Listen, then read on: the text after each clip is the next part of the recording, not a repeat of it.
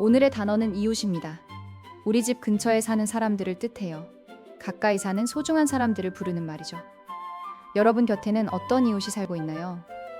옛날 한국에는 아주 정겨운 문화가 있었어요. 새로 이사를 오면 이웃들에게 떡을 돌렸답니다. 이 떡을 시루떡이라고 부르며 나눠 먹었죠. 서로 반갑게 인사를 나누는 좋은 방법이에요. 요즘은 이웃끼리 서로 잘 모르는 경우가 많아요. 도시에서는 옆집에 누가 사는지 전혀 모릅니다.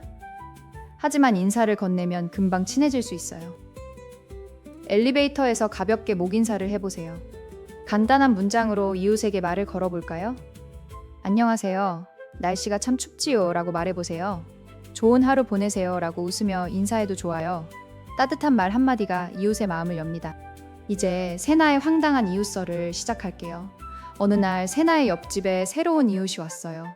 아주 커다란 덩치의 남자와 귀여운 고양이였죠. 그 남자는 첫날부터 대단한 실수를 저질렀어요. 이사 첫날부터 복도에 이상한 냄새가 진동했어요. 알고 보니 옆집 남자가 청국장을 끓였던 거예요. 청국장은 냄새가 아주 강한 한국 전통 찌개랍니다.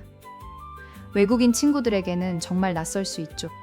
세나도 그 강렬한 냄새 때문에 깜짝 놀랐어요. 참다 못해 문을 열고 밖으로 슬쩍 나가봤죠. 옆집 남자가 문을 열고 미안한 표정으로 서 있더군요. 그는 수줍게 웃으며 찌개를 조금 나눠주었습니다. 세나는 냄새 때문에 처음엔 먹기가 좀 겁났어요.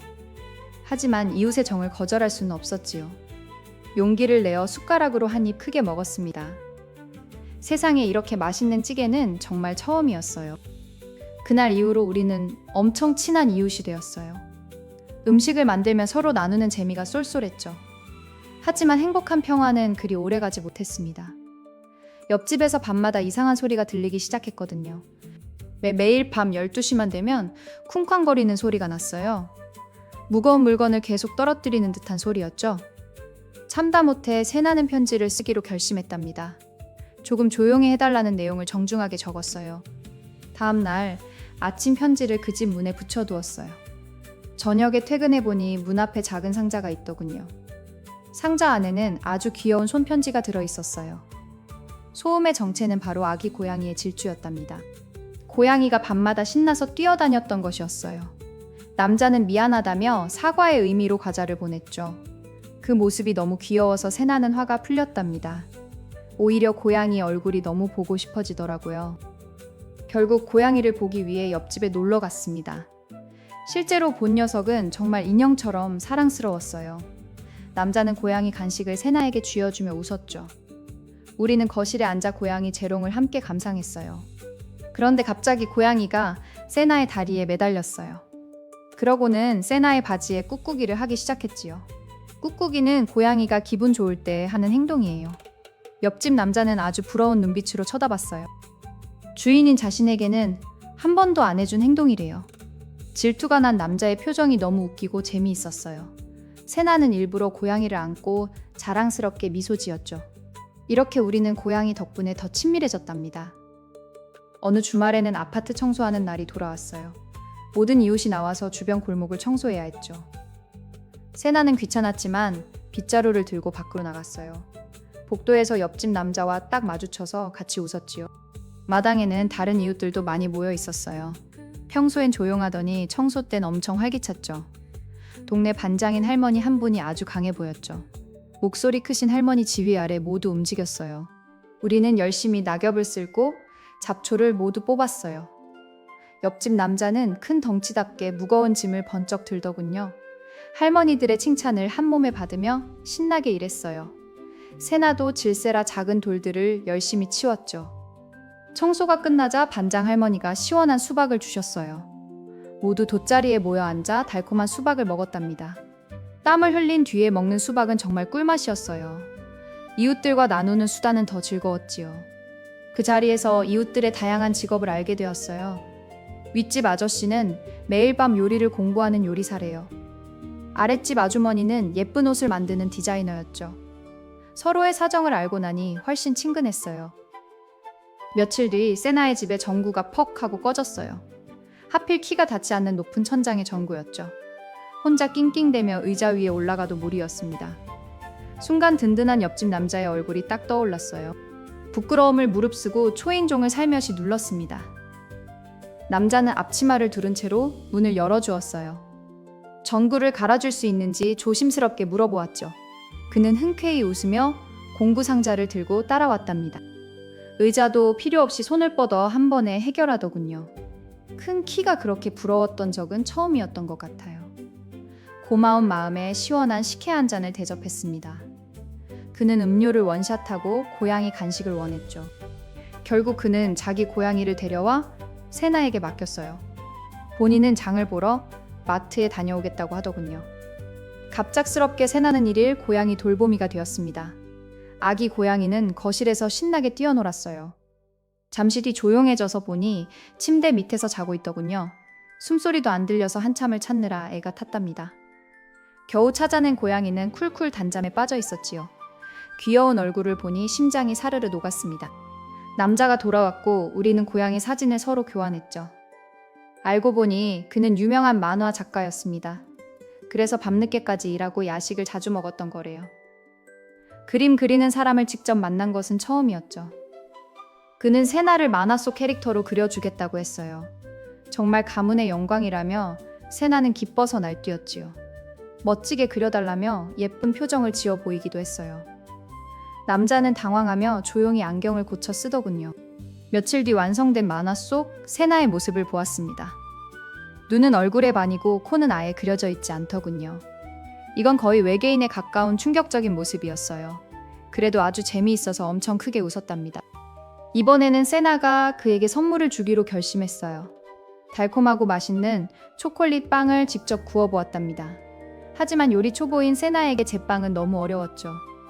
오븐 안에서 검게 탄 돌덩이가 하나 튀어나왔어요. 버리기는 아까워서 조심스레 옆집 벨을 눌렀습니다. 남자는 빵을 보더니 무기냐며 장난을 치더라고요. 그는 한 입 먹고는 이가 깨질 것 같다며 엄살을 떨었죠.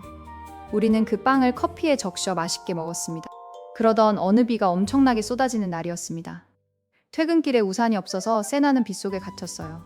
지하철역 입구에서 한참을 서서 비를 구경했답니다. 그때 익숙한 초록색 커다란 우산이 눈앞에 나타났어요.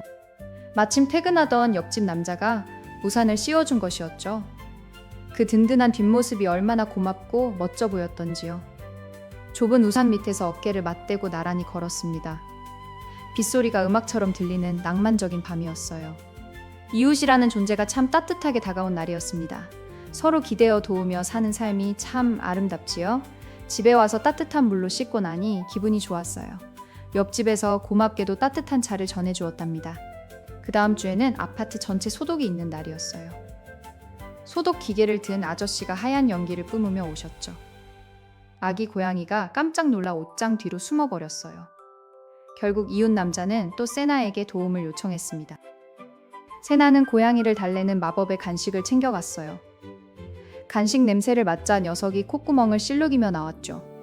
겨우 잡아서 품에 안으니 웅웅 소리를 내며 울더군요. 겁 많은 고양이 덕분에 우리는 또 크게 웃었죠. 이웃과 친해지니 혼자 사는 삶이 외롭지 않더라고요. 기쁨은 2배가 되고 슬픔은 반이 된답니다.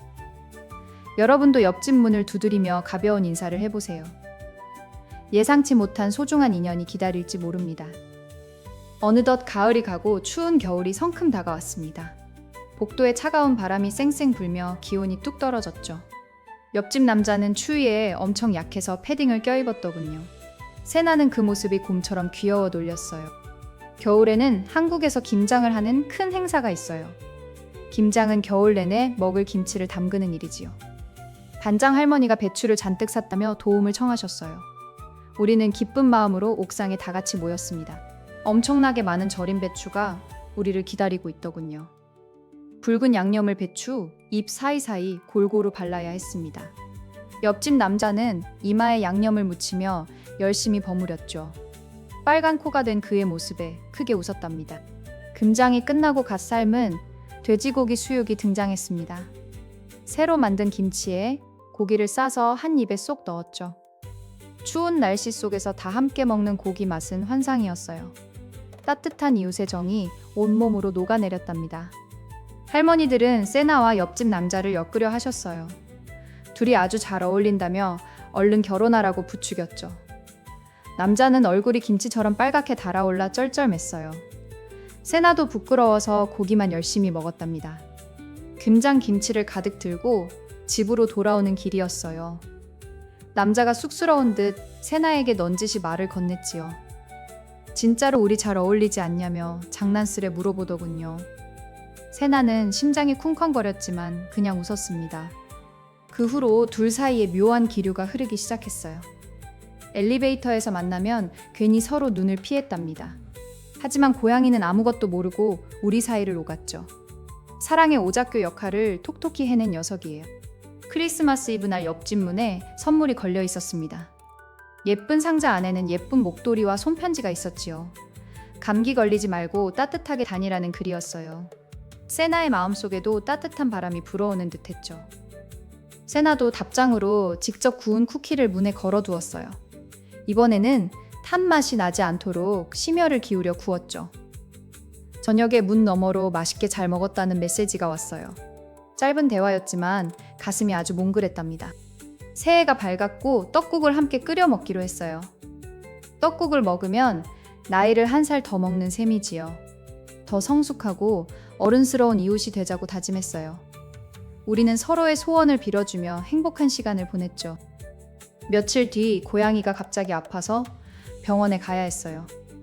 눈이 펑펑 오는 날이라 차를 운전하기 아주 위험했지요. 남자는 어쩔 줄 몰라 하며 크게 당황하고 있었습니다.